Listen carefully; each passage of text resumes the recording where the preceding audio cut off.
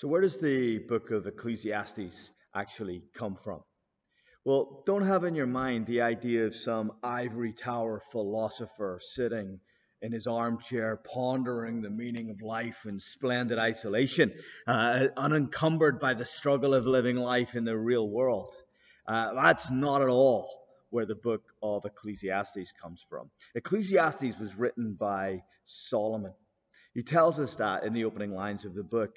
Does he say, "These are the words of the son of David, the king of Jerusalem"? I mean, you can see immediately who Solomon is styling himself after, but we'll come back to that later in our meanderings.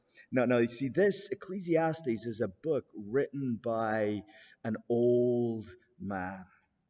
It's a book that is written out of someone on their deathbed, as it were, reflecting on the tragedy of a wasted life.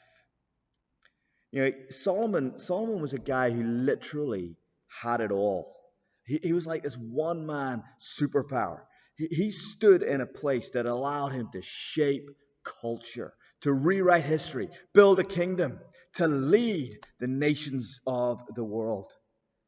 It was Woody Allen who famously said, "All I want is for the chance to prove that money doesn't buy happiness." Well, Solomon actually had that chance. It may well turn out that Solomon has been, in relative terms, the richest man who has ever lived. He had literally whatever he wanted. He did literally whatever he wanted. His life is the stuff of fantasy. It is the epitome of what in our world we would call the good life. And yet at the end of it all, as he looks back over this life that so many of us would envy, he had it all. He did it his way. But as he looks back over his life, he is filled with regret. He's facing death as an old man. There's a very powerful description of that at the very end of the book. We'll look at it when we get there. But he's facing death as an old man, and he wishes with all his heart that he could go back and live his life differently.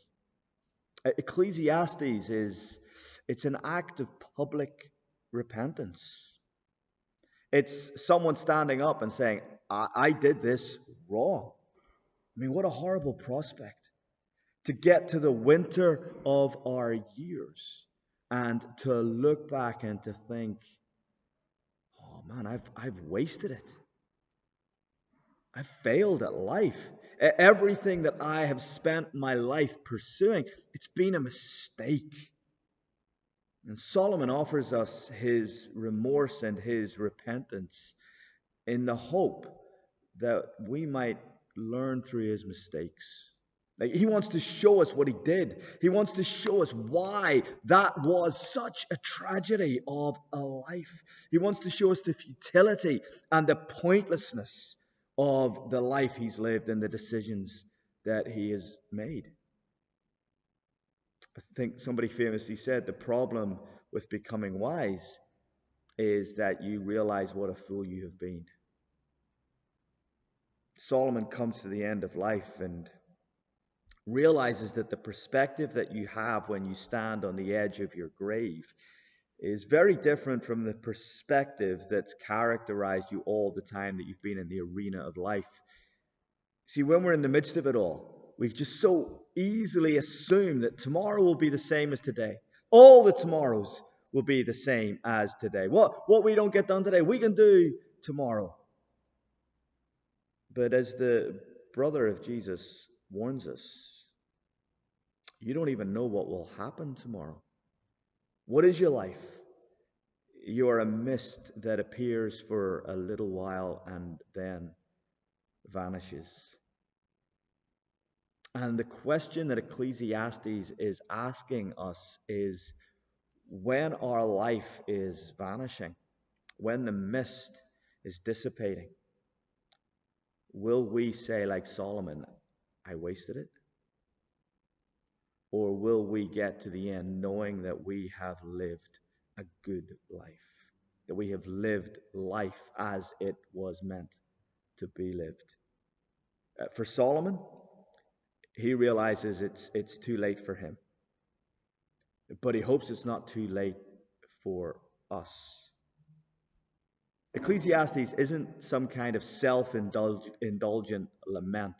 It's not even a voyeuristic exposing of his own folly. No, Solomon is using his repentance. He's using the book of Ecclesiastes to teach about the life he wishes now that he had lived. He wants to put an old head on younger shoulders.